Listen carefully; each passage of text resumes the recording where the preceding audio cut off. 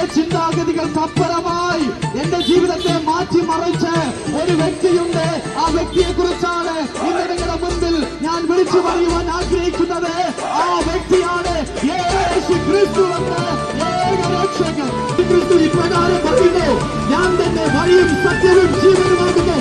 യേശു ക്രിസ്തുവല്ലാതെ വേറെ ഒരു രക്ഷകനില്ല. പരിഹാരമുണ്ടാകണമെങ്കിൽ വാസ്തവമായി പാപപരിഹാരകനെ നാം തിരിച്ചറിഞ്ഞേ മതിയാകുള്ളൂ.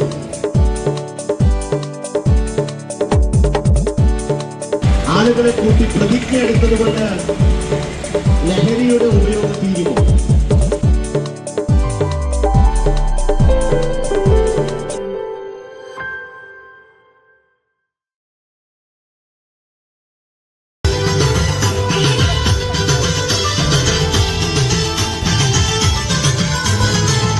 പോലെ കത്തുന്ന നാൾ വരുന്നിതാ, ഈ ലോകം കത്തിനശിക്കും. ചൂള പോലെ കത്തുന്ന നാൾ വരുന്നിതാ, ഈ ലോകം കത്തിനശിക്കും. ദൈവത്തിൻ ന്യായവിധിയാണത്, പാപത്തിൻ ശിക്ഷയും ആണത്. ന്യായവിധിയാണെന്നുള്ളൊരു വാക്കും കൂടി അവിടെ എടുത്തു പാടുവാനിടയായി. നോക്കണം പ്രിയരെ, ഞങ്ങളോട് വന്നത് ഒരു മദ്യപാനത്തെ കുറിച്ച്, മദ്യമുഖാന്തരം ദേശത്തുണ്ടാകുന്ന വലിയ വലിയ വിപത്തുകൾ, ആപത്തുകൾ, പ്രശ്നങ്ങളെയും വിളിച്ചു പറയുവാൻ വേണ്ടി, അതിൽ മുഖാന്തരം ഉണ്ടാകുന്ന പ്രശ്നങ്ങളെ കുറിച്ച് പറയുവാൻ വേണ്ടിയാണ് ഞങ്ങളിവിടെ ഇതുപോലത്തെ ഒരു കൂട്ടായ്മയായി കടന്നു വരുവാനിടയായത്.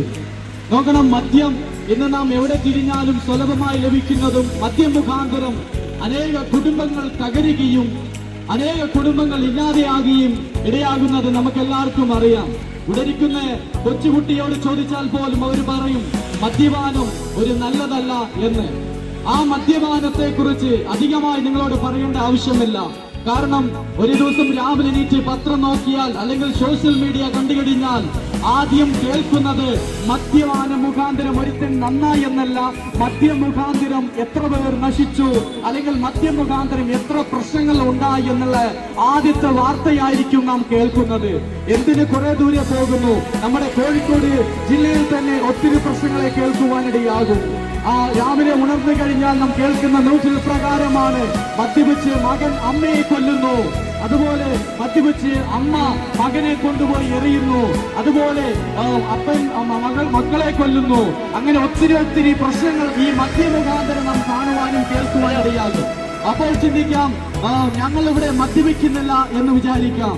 എന്നാൽ പ്രിയപ്പെട്ടവരെ, നിങ്ങൾ മദ്യപിക്കില്ലായിരിക്കും. നാളെ ഇതുപോലത്തെ ഒരു മദ്യപാനി അല്ലെങ്കിൽ മയക്കുമരുന്നിലും അഡിക്റ്റാകുന്ന ഒരു വ്യക്തി നമ്മുടെ കുടുംബത്തിൽ അല്ലെങ്കിൽ നമ്മുടെ വീടുകളിൽ നിന്ന് വളർന്നുകൊണ്ടിരിക്കുന്നു എന്നുള്ള കാര്യത്തെക്കുറിച്ച് നാം ആരും അറിയാതെ ഇരിക്കരുത്.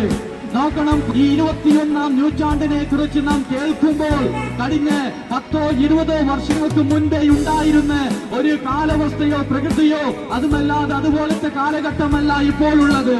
ഇപ്പോഴത്തെ കാലഘട്ടത്തെ ചിന്തിച്ച് നോക്കുകയാണെങ്കിൽ പണ്ടൊക്കെ 10 വർഷം മുൻപേ പട്ടിണി എന്ന് പറയുമ്പോൾ അത് നമുക്ക് ആദ്യമായി കേൾക്കുന്ന വാക്കല്ലായിരുന്നു. പട്ടിണി എല്ലാവരും ഉള്ളതാണ്. അതുപോലെ ജോലി കാര്യങ്ങൾ ലഭിക്കാതെ ഒത്തിരി ബുദ്ധിമുട്ടുകൾ നാം അനുഭവിക്കാറുണ്ട്. എന്നാൽ ഈ കാലഘട്ടം നോക്കുകയാണെങ്കിൽ പട്ടിണി എന്ന് നമ്മുടെ മക്കളെടുത്ത് പറയുമ്പോൾ അവർ ചിരിക്കുവാനിടയാകും. എന്താണ് പട്ടിണി എന്ന് പോലും നമ്മുടെ കുഞ്ഞുങ്ങൾക്ക് അറിയുകയില്ല. കാരണം അത്ര സുഖജീവിതമായിരിക്കാണ് നമ്മുടെ ഈ കാലഘട്ടം. നോക്കണം പ്രിയപ്പെട്ടവരെ, സുഖം വർദ്ധിക്കും തോറും ലോകത്തിൽ പാപം പെരുകുന്നു എന്നുള്ള കാര്യത്തെക്കുറിച്ച് നമുക്ക് എല്ലാവർക്കും അറിയാം, അല്ലേ? എന്നാൽ അതുകൊണ്ടാണ് ആ പാപത്തെ എങ്ങനെ നമ്മൾ മറികടക്കുവാൻ പറ്റും യാഥാർത്ഥ കാര്യത്തെക്കുറിച്ചാണ് ഇന്ന് നിങ്ങളോട് പറയുവാൻ ആഗ്രഹിക്കുന്നത്. ഇന്ന് പാപമെന്ന് പറയുമ്പോൾ ആദ്യം നമ്മുടെ ചിന്തയിൽ വരുന്ന ഒരു കാര്യമുണ്ട്. പാപം, ഒരു മദ്യപാനി പാപം ചെയ്യുന്നവനാണ്, അല്ലെങ്കിൽ ഒരു മുൻകോപി പാപം ചെയ്യുന്നവനാണ്, അല്ലെങ്കിൽ പാപം മുഖാന്തരം എന്തെങ്കിലും ഒരു പ്രവൃത്തി ചെയ്യുമ്പോൾ അപ്പോഴാണ് ഈ വ്യക്തി പാപം ചെയ്തു എന്ന് നമുക്ക് മനസ്സിലാകുന്നത്. അതിന്റെ എല്ലാം കാരണം കുറിക്കുന്നത് ഇവിടെ ഞങ്ങൾ കടന്നു വന്ന് അവൻ അറിയിപ്പിക്കുന്ന ഈ സന്ദേശം മുഖാന്തരമുള്ള ഈ മദ്യപാനമാണ് പാപത്തിന്റെ എല്ലാം ആരംഭം കുറിക്കുന്നത്. അത് നമുക്ക് എല്ലാവർക്കും അറിയാം. അപ്പോൾ ആ പാപത്തിൽ നിന്ന് നാം എങ്ങനെയാണ് ഒരു മാറ്റം ലഭിക്കുന്നത്? അപ്പോൾ ആ മദ്യപാനത്തിൽ നിന്ന് എങ്ങനെയാണ് നമുക്കൊരു വിടുതൽ ലഭിക്കുന്നത്? ഒരുപക്ഷെ നമ്മുടെ കുടുംബത്തിൽ അല്ലെങ്കിൽ നമ്മുടെ കുഞ്ഞുങ്ങൾ, നമ്മുടെ മാതാവോ പിതാവോ ആരെങ്കിലും ഒരാള് ഈ മദ്യപാനത്തിലോ ലഹരികൾക്കോ അടിമയായിരിക്കാം. എങ്ങനെയാണ് അവർ ആ മദ്യപാനത്തിലും മയക്കുമരുന്നുകളും ലഹരികളും നാം ഒത്തിരി ദിവസം അതിനെക്കുറിച്ച് ചിന്തിക്കുകയും അതിനുവേണ്ടി ഒത്തിരി പ്രയത്നം ചെയ്യുകയും ചെയ്യുന്നവരാണ്. എന്നാൽ പ്രിയപ്പെട്ടവരെ, ആ മദ്യപാനത്തിലും മയക്കുമരുന്നുകളുടെ നടുവിൽ നിന്ന് എങ്ങനെയാണ് നമ്മുടെ കുടുംബത്തിന് രക്ഷാമാർഗം ലഭിക്കുന്നത് എന്നതിനെ കുറിച്ചാണ് നിങ്ങളോട് ഞാൻ പറയുവാൻ ആഗ്രഹിക്കുന്നത്. മദ്യം എന്നത് ഒരു നിത്യ മാരകമായ അവനൊരു ബന്ധനമാണ്. അതിൽ നിന്ന് നാം രക്ഷ പ്രാപിക്കണമെങ്കിൽ അതിനെക്കുറിച്ച് നാം യാഥാർത്ഥ്യമായ ഒരു ബോധവൽക്കരണമുള്ളവരായിരിക്കണം. ആ ബോധവൽക്കരണം ഒരു മദ്യപിക്കുന്ന ഒരു വ്യക്തിയോട് ചോദിച്ചാൽ ഒരിക്കലും അവനെ കൊണ്ട് തരുവാൻ കഴിയില്ല. ഒരു മയക്കുമരുന്ന് ഉപയോഗിക്കുന്ന കൂട്ടുകാരനോട് പോയി എങ്ങനെ ഞാൻ മയക്കുമരുന്ന് ഉപയോഗിക്കാതെ രക്ഷപ്പെടാൻ പറ്റുമെന്ന് ചോദിച്ചാൽ അവന് പറയാൻ കഴിയില്ല. എന്ന് വെച്ചാൽ ഇന്ന് ഈ കാലഘട്ടത്തിൽ എവിടെ തിരിഞ്ഞാലും ഒരു 80%, എന്തിന് 99% അറിയാണെങ്കിൽ ഈ മാരകമായ ലഹരികൾ കുടുങ്ങിക്കിടക്കുന്ന ഒത്തിരി യുവജനങ്ങളാണ് നമുക്ക് കാണുവാൻ കഴിയുന്നത്. അവരോട് തന്നെ പോയി എങ്ങനെയാണ് ഈ മയക്കുമരുന്നിലും ലഹരികൾക്ക് വിടുതലാകുമെന്ന് ചോദിച്ചാൽ അവർക്ക് മറുപടി ഒന്നും തന്നെ ഇല്ല പ്രിയപ്പെട്ടവരെ. എന്നാൽ പ്രിയപ്പെട്ടവരെ, ആ മദ്യപാനും മയക്കുമരുന്നും അതുപോലത്തെ ലഹരികളുടെ നടുവിൽ നിന്ന് അവൻ രക്ഷ പ്രാപിച്ച ഒരുത്തനോട് ചോദിച്ചു കഴിഞ്ഞാൽ അവൻ പറയുവാനിടയാകും, ഇതാണ് അതിന്റെ ഒരു വഴി. ഈ വഴിയിൽ തിരിഞ്ഞു കഴിഞ്ഞാൽ തീർച്ചയായും നിനക്ക് ഈ ലഹരിയിൽ നിന്ന് മോചനം ലഭിക്കുവാനിടയാകും എന്ന് അവൻ പറയുവാനിടയാകും. നോക്കണമേ, ഞാനും അതുപോലത്തെ ഒരു വലിയ ലഹരികളുടെ അല്ലെങ്കിൽ മയക്കുമരുന്നുകളുടെ നടുവിൽ കുടുങ്ങിക്കിടന്ന ഒരു വ്യക്തിയായിരുന്നു. ഒത്തിരി മദ്യപാനവും മയക്കുമരുന്നുകളും എന്തിന് ഒത്തിരി സുഖജീവിതങ്ങളിലേക്ക് കടന്നുപോയ ഒരു വ്യക്തിയായിരുന്നു ഞാൻ. എന്നാൽ ആ പാപത്തിന്റെ നടുവിലെല്ലാം കടന്നുപോയിക്കൊണ്ടിരുന്നപ്പോൾ ഇത് പാപമാണെന്ന് എന്നെ അല്പസമയം ഇരുത്തി ഒരു നല്ല വർത്തമാനം പറയുവാൻ എന്റെ കൂട്ടുകാരോ എന്റെ ദേശവാസികളോ അല്ലെങ്കിൽ എന്റെ പ്രിയപ്പെട്ടവരോ അതിന് സമയം കൊടുത്തില്ല. അതുകൊണ്ട് തന്നെ ഞാൻ ഒത്തിരി ദേശത്തും എന്റെ കുടുംബത്തിലും ഒത്തിരി പ്രയോജനമില്ലാത്ത ഒരു മദ്യപാനിയായി മയക്കുമരുന്നുകൾ ഉപയോഗിക്കുന്ന വ്യക്തിയായി തീരുവാനിടയായി. പ്രിയപ്പെട്ടവരെ, ഇന്ന് ഈ കവലയിൽ നിന്ന് ഇന്ന് നിങ്ങൾ കേൾക്കുന്നത് പോലത്തെ അവൻ ഒത്തിരി ദിവസങ്ങൾക്ക് മുൻപേ ഞാനും ഒത്തിരി കാര്യങ്ങൾ ഒരുപോലത്തെ ഒത്തിരി ഉപദേശികൾ വന്ന് പ്രസംഗിച്ചത് കേട്ടിട്ടുണ്ട്. ആ കേട്ടപ്പോഴെല്ലാം ഉള്ളിലൊരു പുച്ചിരിയായിരുന്നു. ഇവർ മുഖാന്തരം എങ്ങനെയാണ് നമ്മുടെ ജീവിതത്തെ മാറ്റുവാൻ കഴിയുന്നത്? ഇവരിങ്ങനെ നിന്ന് പ്രസംഗിച്ചു പോകുന്നത് കൊണ്ട് ഒരു മദ്യപാനിയോ മയക്കുമരുന്നിന്റെ ജീവിതത്തെ മാറ്റിമറിക്കുവാൻ പറ്റുമോ എന്ന് ഒത്തിരി ദിവസം ഞാൻ ചിന്തിച്ചിട്ടുണ്ട്. നോക്കണം, എന്റെ ചിന്താഗതികൾക്കപ്പുറമായി എന്റെ ജീവിതത്തെ മാറ്റിമറിച്ച് ഒരു വ്യക്തിയുണ്ട്. ആ വ്യക്തിയെ കുറിച്ചാണ് ഇന്ന് നിങ്ങളുടെ മുൻപിൽ ഞാൻ വിളിച്ചു പറയുവാൻ ആഗ്രഹിക്കുന്നത്. ആ വ്യക്തിയാണ് യേശു ക്രിസ്തു എന്ന ഏകരക്ഷകൻ. ആ യേശു ക്രിസ്തുവിനെ ഞാൻ കേൾക്കുവാനും അവങ്കിലേക്ക് അടുക്കുവാനും തുടങ്ങിയപ്പോൾ നോക്കണം, നാട്ടുകാർക്കും വീട്ടുകാർക്കും ദേശത്തിലും മാറ്റുവാൻ പറ്റാത്ത ഒരു വലിയ മാരകമായ മയക്കുമരുന്നുകളുടെ നടുവിൽ നിന്ന് എനിക്കൊരു വലിയ മോചനം ലഭിച്ചു. ഇന്ന് യേശു ക്രിസ്തു എന്ന് പറയുന്നത് വെറും ഒരു സ്നേഹമല്ല, അത് രുചിക്കേണ്ട ഒരു സ്നേഹമാണ്. യേശു ക്രിസ്തു എന്ന് പറയുന്നത് രുചിക്കുമ്പോൾ അതിൽ മുഖാന്തരം വലിയ വ്യത്യാസങ്ങൾ ഉണ്ടാകും. അങ്ങനെ യേശുവിനെ രുചിക്കുവാൻ വേണ്ടി യേശുവിന്റെ അടുക്കലേക്ക് കടന്നുപോയ വ്യക്തിയാണ്. യേശുത്തും കുടുംബത്തും വേണ്ടാന്ന് വലിച്ചെറിഞ്ഞ വ്യക്തിയായിരുന്നു ഞാൻ.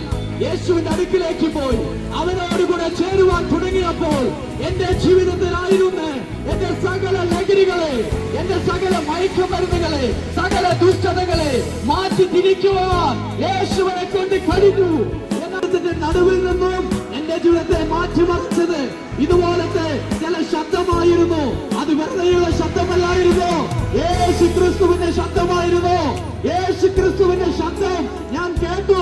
അവൻ ഇപ്രകാരം പറഞ്ഞു, മകനെ, നിന്റെ ശരീരം എന്റെ ആലയമാകുന്നു.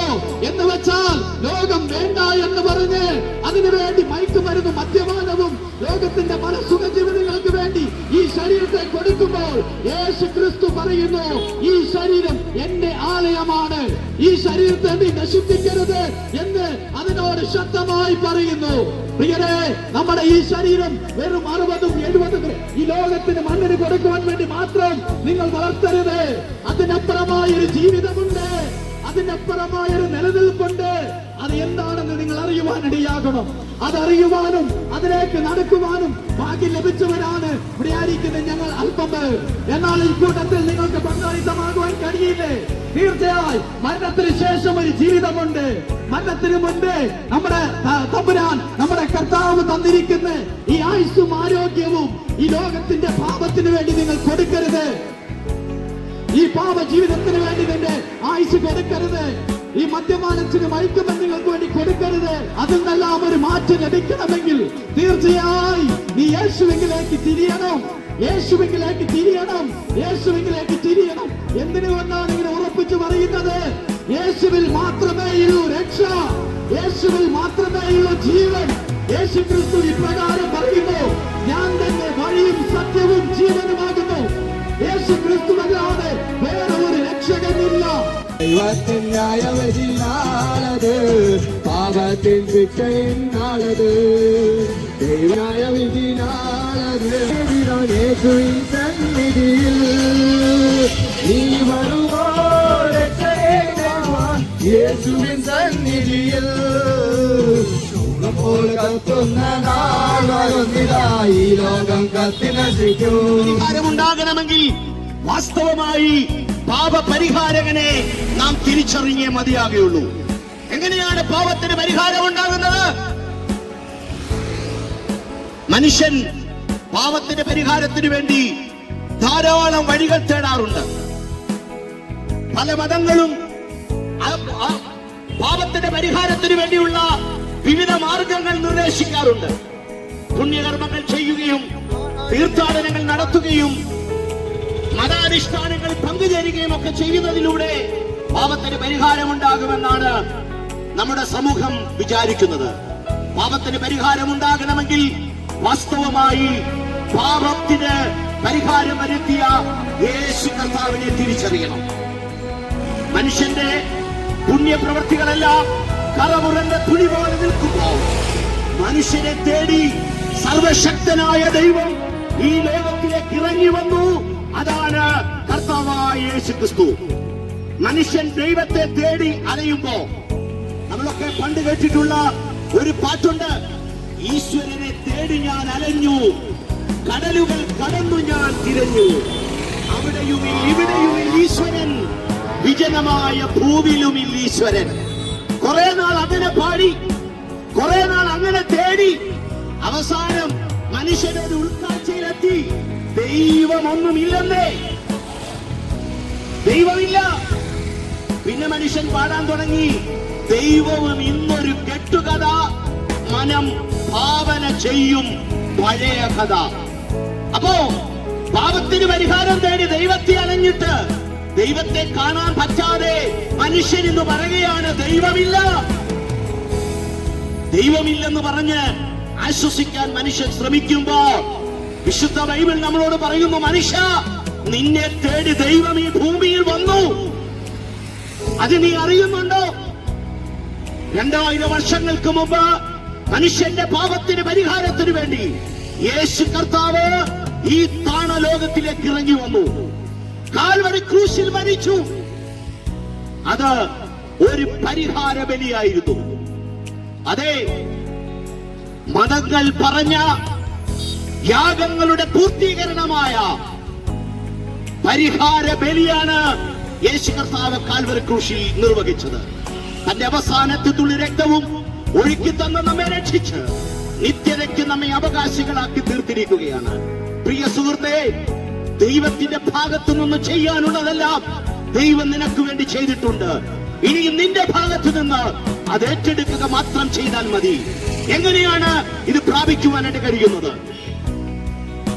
ഹൃദയംഗമായി നിങ്ങളൊരു പാപിയാണ് എന്ന് ഏറ്റുപറയുകയാണ്.